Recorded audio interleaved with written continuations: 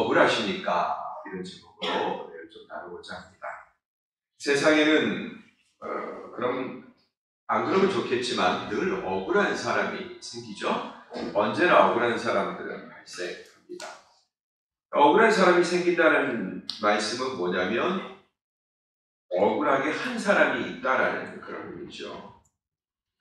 스스로 억울할 수도 있겠어요? 그러나 대부분 이 억울함은 관계 가운데서 만들어지기 때문에 내가 억울한 감정을 느꼈어요? 그럼 누군가가 나를 억울하게 한 거죠. 이런 일들이 비일비재하게 발생합니다. 그리고 억울이라는 말 자체도 굉장히 어감이 좀 세죠. 별로 그 말을 자주 듣고 싶어하는 사람은 없습니다. 상당히 무게감이 있고 우리 성도들도 자신의 삶 가운데서 이 억울함이 찾아올 때 제일 견디기 힘들 것입니다. 우리 성도들에게 찾아오는, 하물며 교육자들에게, 우리 믿는 사람들에게 찾아오는 제일 큰 시험 중에 하나가 우리 마음속에 억울함이 생긴 거 아닐까 이런 생각이 들어요. 네. 그래서 인간 자체가 이 억울한 감정을 잘 못 이기는데 다른 감정은 좀 인내하고 참아내기도 하고 그러는데 이 억울한 건 참 잘 못 참아요. 그죠? 다 그러실 거예요. 저도 그렇거든요. 누군가가 나를 억울하게 하면 잠을 못 자요. 그죠? 우리를 잠 못 이루게 하는 가장 큰 원인이 주변 사람들이 나를 억울하게 할 때, 나의 진심을 모를 때, 아니면 뭔가 오해와 곡해가 풀어지지 않을 때 억울해합니다. 그래서 온 힘을 다해서 우리는 그 억울함을 해소하고 싶어 해요. 나는 그렇지 않다. 내 진심은 그게 아니다. 이 억울함을 어떻게든지 해소하고 싶어 합니다. 그래서 오늘은 이 억울이라고 하는 감정, 이거에 대해서 우리가 좀 살펴보았으면 좋겠습니다. 먼저 자유를 제한하라 라는 그런 말씀이 있네요. 자, 억울하지 않으려면 먼저 해야 되는 일이 바로 자유를 제한해야 되는 거죠. 16절에서 17절입니다. 같이 읽겠습니다. 시작. 여러분은 자유인으로 사십시오. 그러나 그 자유를 악행의 구실로 사용하지 말고 하나님의 종으로 사십시오. 모든 사람을 존경하고 형제들을 사랑하며 하나님을 두려워하고 왕을 공경하십시오. 네. 먼저 우리의 권리에 대해서 말씀합니다.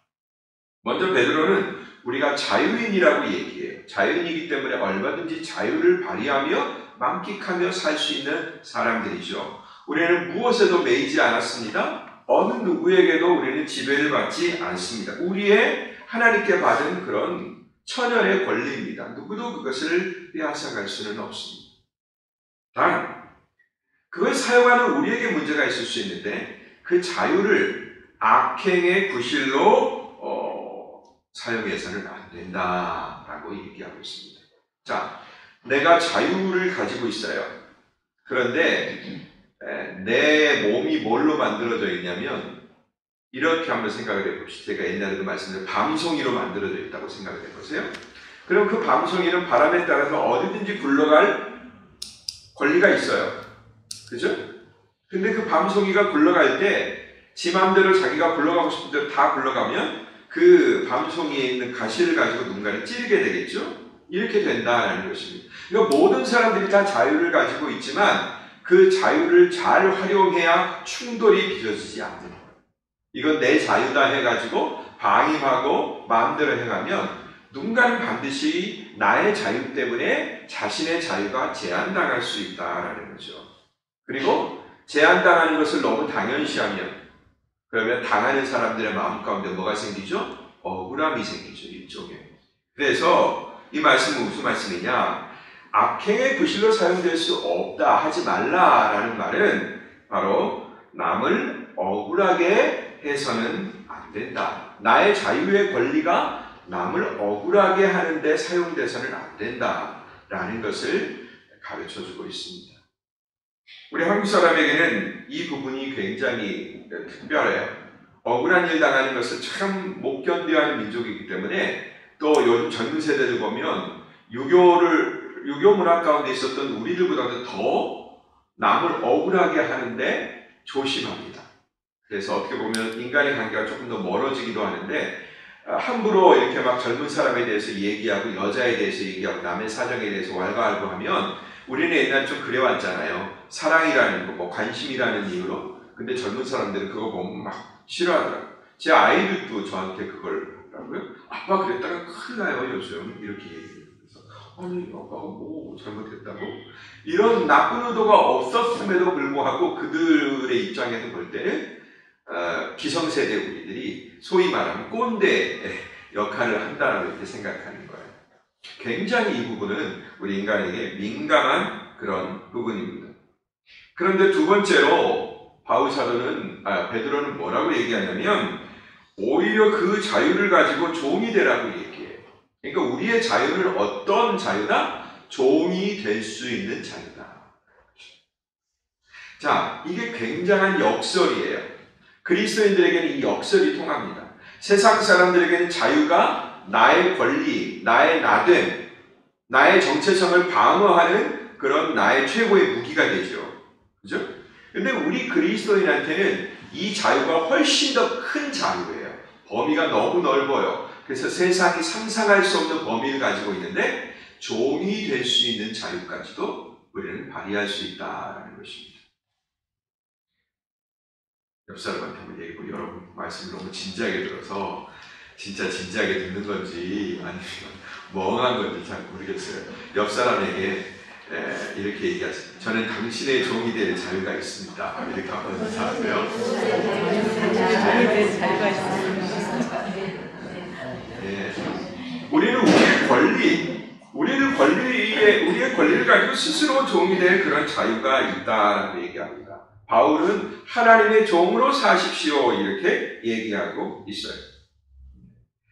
하나님의 종이 되어서 모든 사람들을 어떻게 하라? 존경하라, 리스펙하라. 모든 사람들을 존경하라. 나보다 낫게 여기라라는 거죠. 그 다음에 형제들을 사랑하라, 인류애를 발휘하라 라는 말씀이고 하나님을 두려워하라. 최종 권위이신 하나님을 두려워하고 그 다음에 이 세상의 질서의 권위로 주신 왕을 공경하라 이렇게 얘기합니다. 여러분 군사부 일체가 우리나라 공자한테서만 나온 게 아니죠. 우리나라 문화 가운데만 있는 게 아니라 바로 하나님의 말씀 가운데도 왕을 공경하라, 하나님을 공경하라 라는 말씀이 들어있는 거죠. 진리의 근본은 하나님이시니까. 그러나 여러분 우리가 종된 삶을 좋아하나요? 스스로 종될 수 있는 자유가 우리에게 주어졌는데 여러분들 그 자유를 사용하는 것을 좋아하세요? 누가 그걸 좋아하겠어요? 안 좋아하죠. 요즘 더군다나 자존심 하는 그런 세대인데 누가 남의 밑에서 종이 되는 것, 심지어 하나님의 종이 되는 것도 싫어하는데 어떻게 사람이 종 되는 것, 그 다음에 뭐 공경하는 것, 내가 공경을 받아도 부족한데 내가 누구를 공경해? 내가 사랑을 받아도 부족한데 내가 누구를 사랑해? 내가 누구에게 존경을 한 몸에 받는 것도 내가 다 성이 안 차는데 내가 누구를 존경해? 이런 세대에 우리는 좀 살고 있거든요.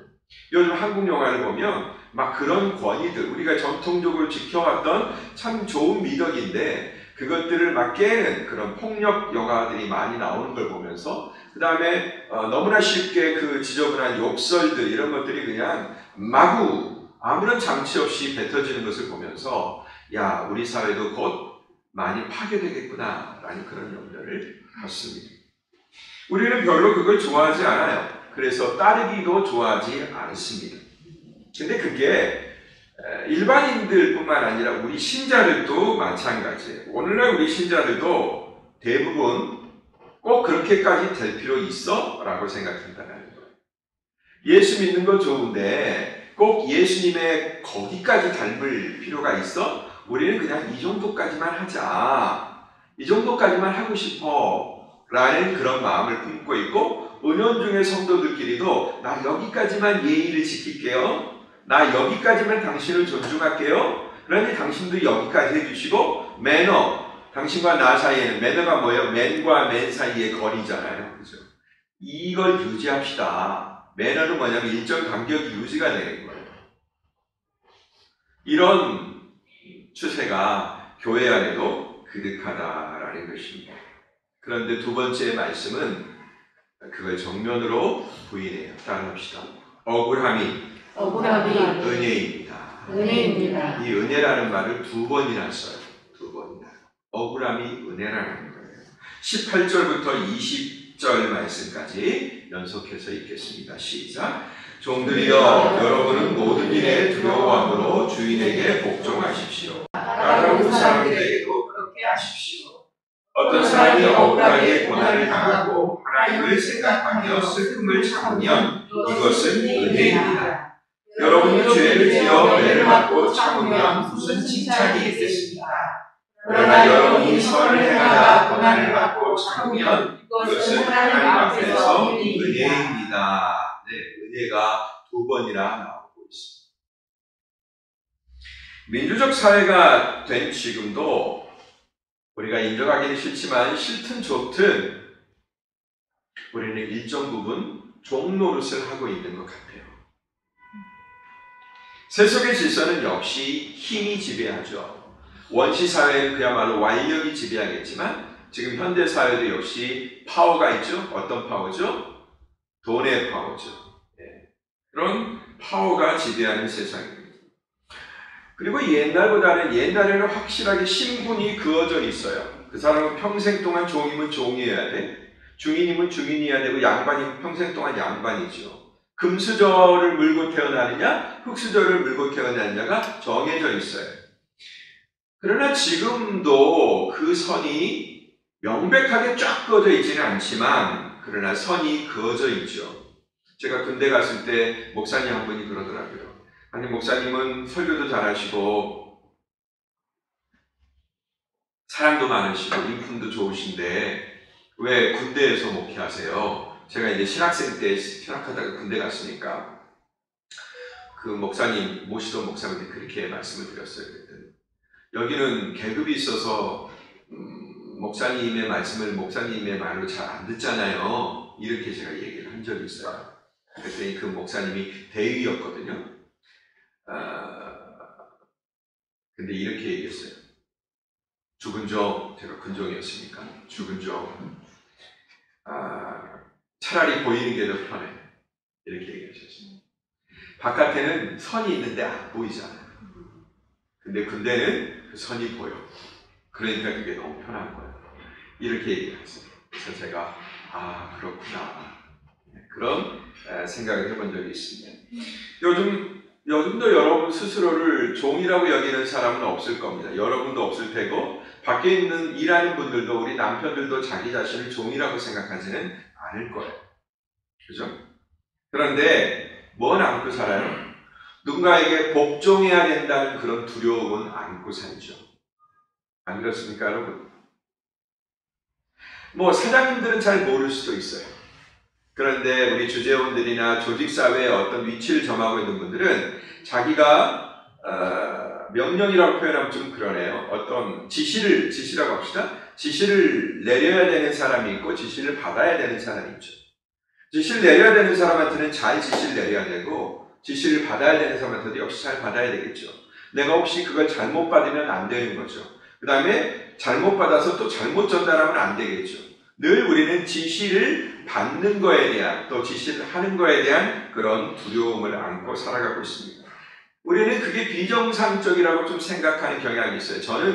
저도 참 누군가의 지배를 받는 건 참 싫어하거든요. 이 대가 좀 세요, 저도. 그래서 좀 시험이 많았어요. 군대에서도 많이 맞고 어느 사회에서는 제가 쟤는 좀 건방져, 쟤는 좀 목이 고다 이런 얘기를 좀 많이 들었어요.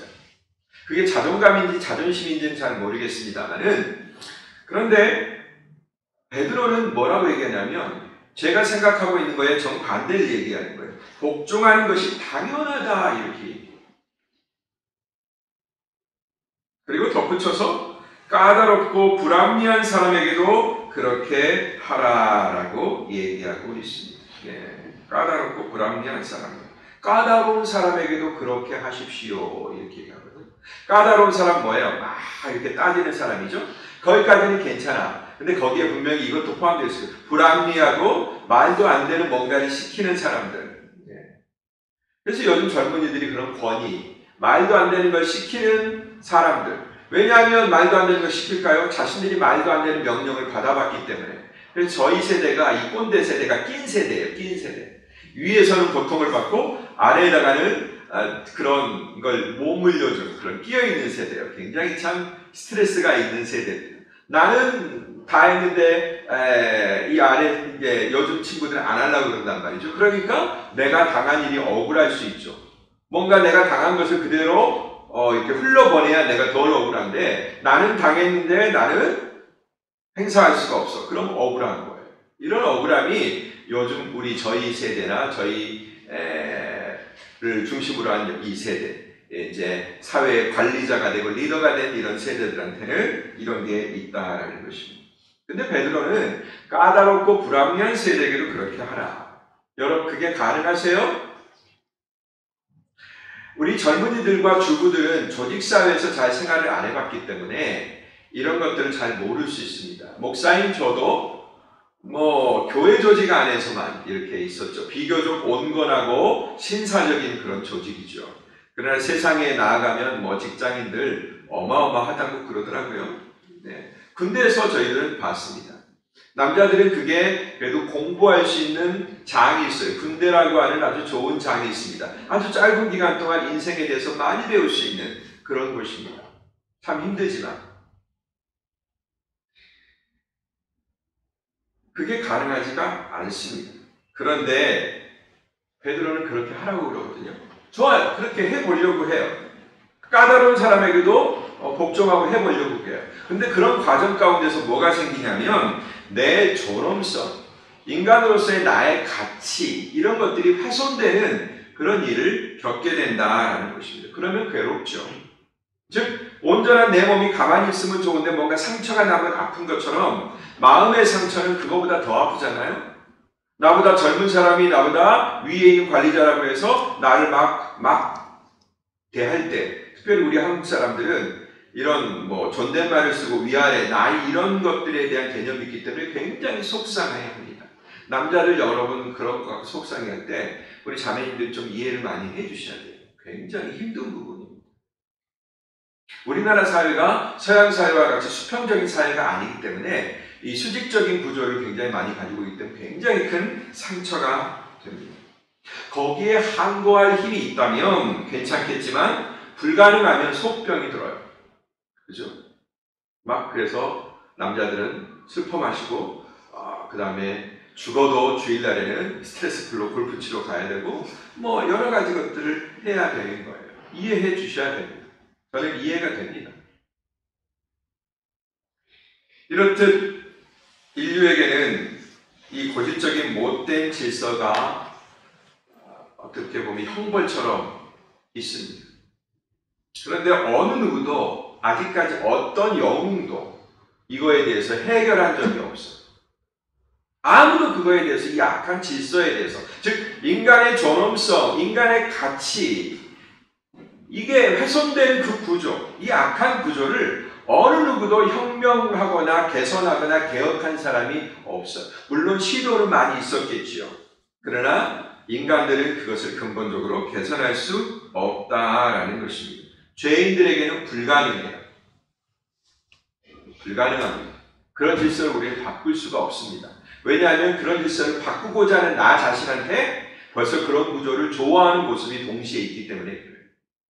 억울했던 내 존엄성이 상처를 받았던 그걸 안고 살지만 역시 나도 누군가의 존엄성에 상처를 줄 때 쾌감을 느끼고 재미를 느끼는 그런 두 가지 구조를 내 안에 가지고 있기 때문에 이 둘 중에 하나를 버리지 않는 한 우리는 절대 그걸 해낼 수가 없거든요. 근데 이게 버려지지가 않아요. 죄인의 본성이기 때문에 그렇습니다. 그래서 여기에 순응할 수밖에 없는 약자들은 늘 슬프고 억울합니다. 그런데도 베드로 아저씨는 이 와중에 선을 행하고 참으면 그게 은혜라고 얘기하는 거예요.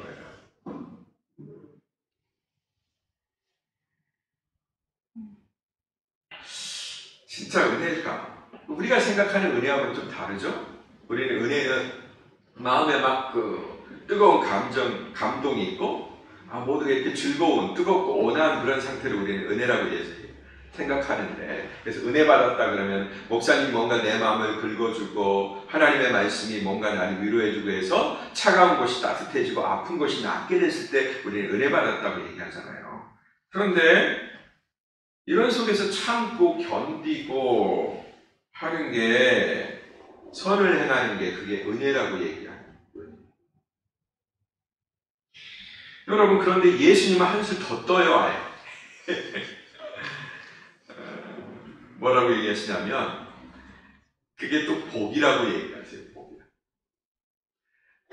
마태복음 5장의 산상수훈에 우리에게 팔복에 대해서 얘기하셨잖아요. 난 갑자기 팔복인지 칠복인지 헷갈렸어요. 팔복에 대해서 얘기하셨는데 그 중에 하나가 뭐냐면 이거예요. 5장 4절에 제가 읽어드릴게요. 복되도다 슬퍼하는 사람들은 그들에게 위로가 있을 것이다. 이렇게 얘기합니다. 애통하는 자요 복이, 애통하는 자는 복이 있나니 저희가 위로를 받을 것이며, 이렇게 얘기해요. 자, 애통 그 자체가 복이 아니라 뭐 하기 때문에 복이죠? 하나님으로부터 오는 위로를 받을 것이기 때문에 복이다. 그 애통하는 것 때문에 하나님이 내 인생에 비상 개입하시기 때문에 따뜻한 그의 손을 내밀어 주시고 치유의 손을 내밀어 주시고 그 치유의 은혜를 체험하기 때문에 그것이 우리에게 복이다라고 얘기하는 것입니다. 그러니까 스승이 말한 것을 베드로 사도도 똑같이 얘기할 수밖에 없죠. 억울하고 까다롭고 내 존엄성이 훼손이 된다 할지라도 그 사람에 대해서 억하심정을 품지 않고 끝까지 선대하고 선행을 행하면 비록 그것이 우리의 본성으로는 우리를 힘들게 하지만 너무나 아프게 하지만 막 그냥 피가 철철철철 나는 것 같지만 그러나 그것이 은혜다라는 거예요. 왜요? 그런 사람에게 분명히 의로 인하여 고통, 의로 인하여 핍박받고 고통받는 자에게 하나님이 찾아오셔서 싸매주고 위로해 주시는 그 손길을 맛볼 것이기 때문에, 그러나 고통 주는 그 사람은 맛볼 수가 없죠. 쾌감은 맛보겠지만 그러나 위로, 세상에 없는 그 따뜻한 위로는 만질 수가 없다라는 거죠. 맛볼 수가 없다. 여러분, 이것이 바로 주의 발자취를 따르는 것이다. 이렇게 베드로 사도는 마지막 얘기하고 있습니다. 21절 볼까요? 다 같이 시작. 여러분은 이것을 위해 부르심을 받았습니다. 그리스도께서 여러분을 위해 고난을 당하시고 여러분에게 본을 남겨주심으로 그분의 발자취를 따르게 하셨습니다. 이게 부름받은 이유래요. 찬성이 잘 안 되지만 이렇게 설교하고 있는 저도 이 말씀에 찬성이 잘 안 돼요. 머리로는 찬성이 되는데 가슴으로는 찬성이 잘 안 돼요. 그럼 어떻게 해야 돼요? 이 가슴을 정복해야 돼요. 머리가 옳다고 말하는 걸 내 가슴이 반대할 때는 이걸 뭘로 정복을 해야 돼요? 또 다른 인격 중에 한 요소인 내 의지를 가지고 이걸 정복해야 돼요. 여러분, 우리의 신앙의 과정은 이겁니다. 내 인격의 감정 부분이 바뀌게 해주세요. 이렇게 기도할 게 아니라 하나님, 이걸 반대하는 내 감정을 제어할 수 있는 의지를 더 강하게 해주세요. 이렇게 하셔야 돼요. 하나님의 모든 말씀은 여러분이 지금 듣는 말씀 중에 여러분 가운데 의의 지식, 거룩한 지식이 여러분들에게 생성이 되는 겁니다. 근데 이 지식이 왜 손과 발까지 못 갈까요? 여기를 통과해야 되거든요. 여기를 통과해야 돼요. 근데 여기를 못 통과하는 거예요. 억울함을 못 통과하고 화나는 걸 못 통과하고 그 다음에 결코 동의할 수 없는 내 이익과 충돌되는 그것 때문에 내가 여기서 동의를 못하는 겁니다. 그러면 어떻게 해야 돼요? 이 의지를 가지고, 이 의지는 여기에 있기도 하고 여기에 있기도 하고 어디에 있는지 모르겠어요?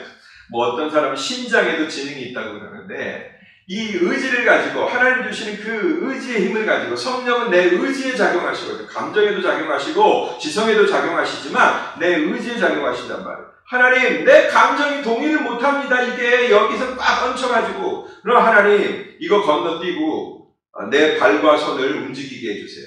그러면요 나중에 그러면 감정은 가만 놔두고 그건 영원히 해결 안 되니까 놔두고 치유 불가능 상태로 놔두고 계속 일만 해야 됩니다. 그렇지 않아요. 제 옛날 담임 목사님이 이제 친구였던 우리 이재현 목사님이 이런 얘기를 저한테 해줘서 야, 참 담임 목사님 되면 저렇게 귀한 말도 하나 이런 생각을 제가 선교사 때 가졌던 적이 있었어요.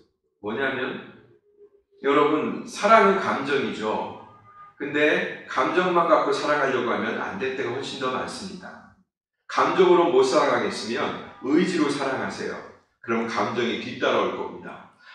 참 멋진 얘기다. 제가 그래서 카톡으로 자네 오늘 참 멋진 얘기했네. 감동받았네. 제가 이렇게 메시지를 보낸 적이 있어요. 그렇습니다, 여러분. 대부분 그런데 우리는 감정이 동의돼야 움직이려고 하거든요. 근데 순서를 좀 바꿔보자. 그렇습니다. 감정이 동의가 안 돼도 옳은 그 길을 알고서 내 머리가, 내가 받은 지성이 내 다리와 내 팔에 직접 명령을 내리게 하는 거죠. 베드로가 얘기하는 건 뭐예요? 참으면서 내 감정은 그걸 반대하지만 그 반대하는 감정을 누르면서, 이게 참는 거 아니에요? 견디면서 어떻게 해라? 선을 행해라. 행하는 건 뭐예요? 내 의지잖아요. 의지로 극복하라는 얘기. 죄 가운데 살아가는 우리는 이 작업을 반복할 수밖에 없습니다. 그리고 이걸 많이 해내는 분들일수록 신앙의 인격, 이것이 훨씬 더 속도를 내고 자라나기 시작합니다. 이걸 해야 됩니다. 굳이 꼭 감정이 해소가 되고 문제가 안 되고 그 다음에 브레이크 걸었던 것을 풀도록 만들도록 시간을 주는 일도 좀 필요할 거예요. 워낙 세게 반대하면. 그러나 여러분 살짝 반대하거든요. 대개는 다.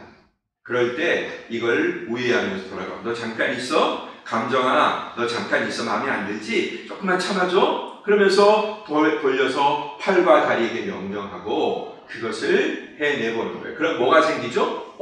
해보니까 기쁨이 있네?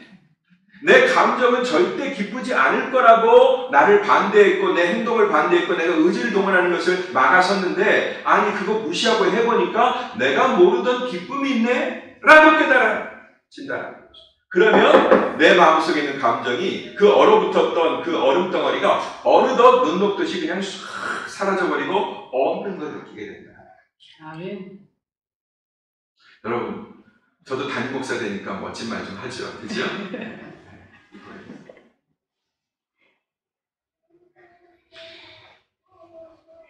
여러분, 우리 성도들은요, 우리 그리스도인들은 오늘 말씀대로 한다면 이런 논리가 만들어집니다.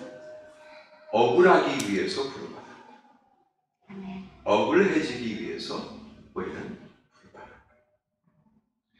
여러분, 누가 가장 억울한 분일까요? 예수님이죠. 잘 아시네요. 예수님이 제일 억울하실 거예요. 완전히 의롭고 성결한 분이 어떻게 되셨어요? 죄인으로 낙인 찍혀야 됐잖아요. 그죠? 여러분, 우리를 죄도 안 지었는데 죄 지었다고 할 때 우리가 제일 펄펄 뛰고 억울해하잖아요. 주님이 제일 억울하셨어요. 그 다음에 최고의 사랑, 가장 큰 사랑을 베푸신 분이 어떻게 하셨어요? 사랑을 베푼 그들에게 배반당하셨잖아요. 사랑이 배반당하는 것보다도 억울한 일이 또 어디 있어요? 내가 내 자식에게 배반당하면 살고 싶지 않을 거예요. 그죠? 여러분이 생명을 다해서 모든 여러분들의 열정과 있는 것들 다 동원해서 내 새끼들 키우고 먹이고 입히고 학교 보내고 했더니 그 새끼가 나중에 그 자식이 이것도 욕해. 내 아들과 딸이 나중에 나는 모른 척하고 엄마 조용히 하세요. 엄마 몰라요. 세상이 그런 거 아니에요. 나는 여기 따라갈 거예요. 갑자기 지 눈에 떡 들어오는 어떤 여성을 만나거나 남성을 만나거나 해가지고서 엄마 아빠는 안중에도 없고 배반하고 떠날 때 죽고 싶죠. 아마 우리 예수님 그런 걸 느끼셨을 거예요. 똑같죠. 그리고 아무런 대가를 바라지 않았던 그분이 무지한 분노에, 정말로 무모한 그 분노에 희생이 되셨어요. 예수님이 유대 백성들에게 바라신 게 뭐예요? 돈을 달라고 했어요? 높은 자리를 달라고 했어요? 뭘 달라고 했어요?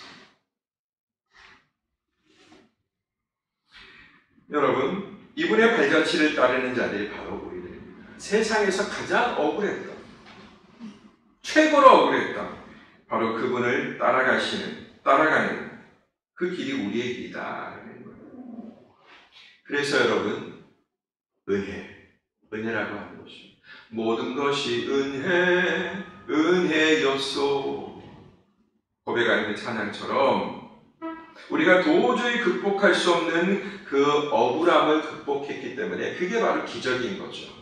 기적을 일으키는 게 은혜죠. 여러분, 기적은요, 물질적인 세상에서, 가시적인 세상에서 일어나는 것도 기적이겠지만 진짜 기적은 내 마음속에서 일어나요.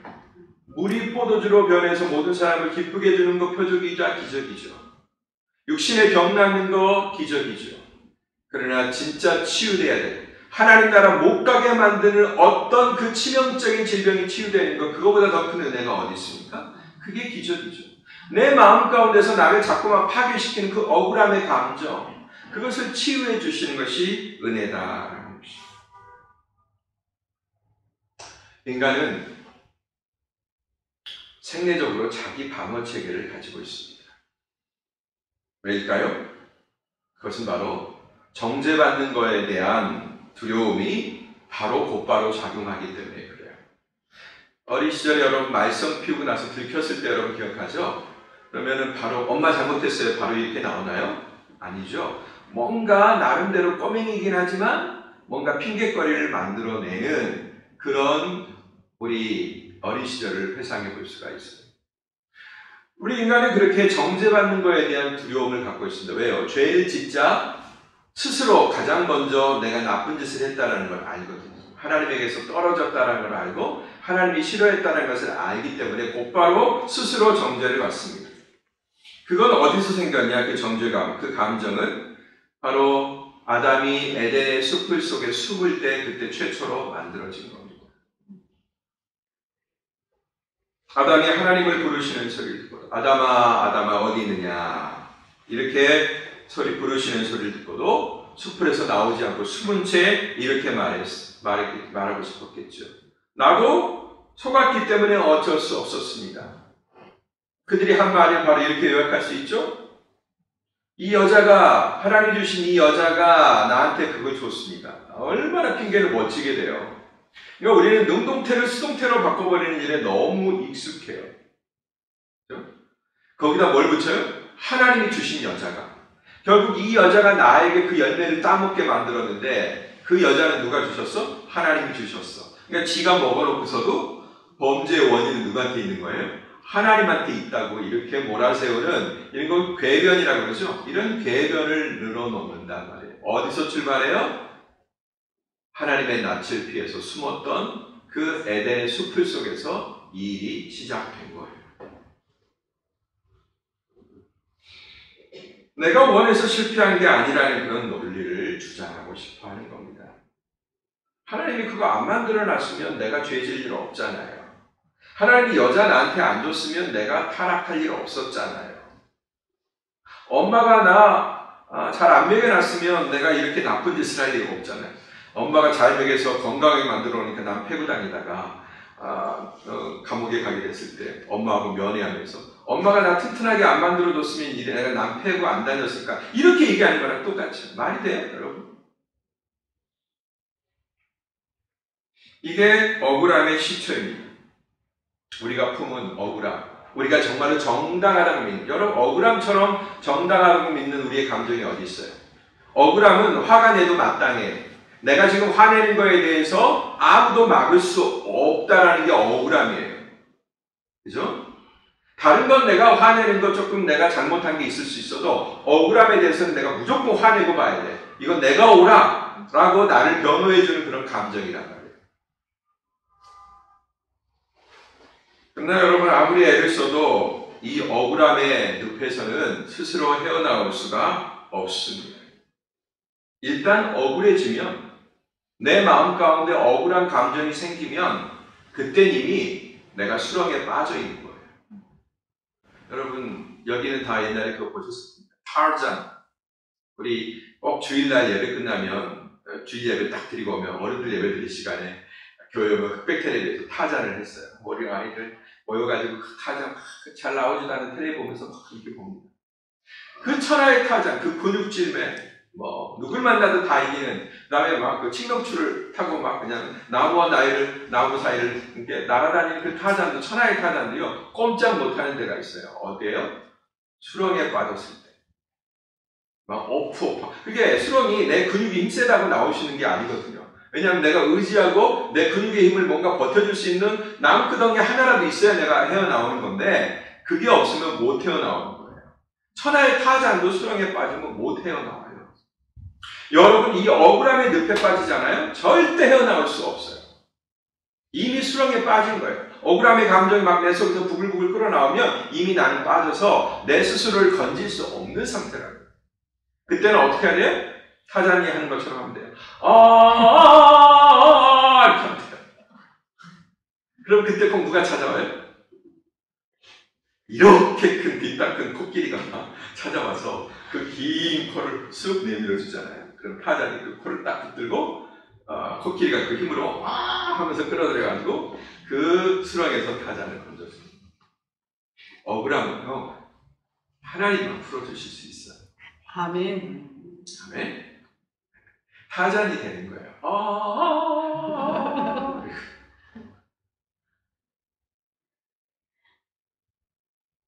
그러면 여러분 억울한 사람만 손해를 볼까요? 억울한 사람만 지금 대상입니까? 아니죠. 억울하게 한 사람도 손해를 봅니다.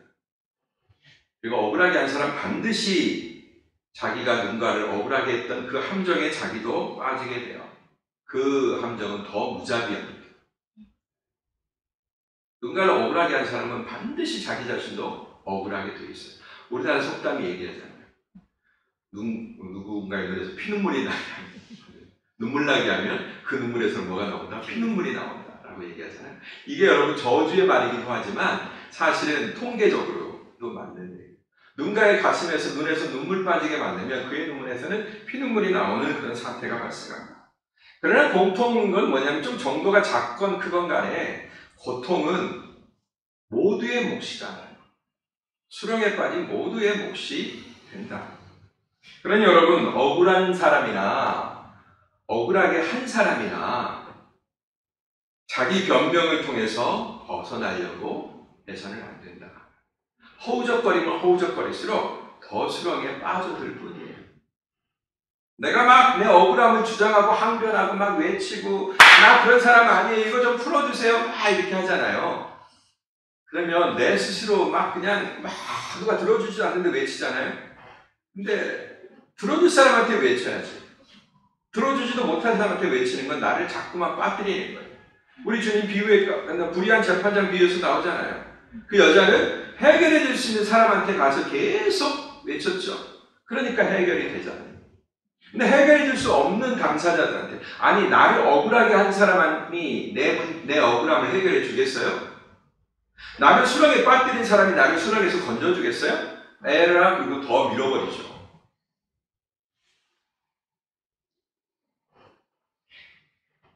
오히려 여러분 그 참담함을 가지고 우리는 주님 앞에 나아가야 됩니다.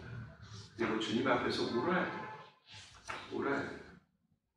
저는 우리 성도들 울면서 기도하는 거 옛날에는 별로 마음에 안 들어 했습니다만 세상이 우리를 울 수밖에 없도록 만들어요.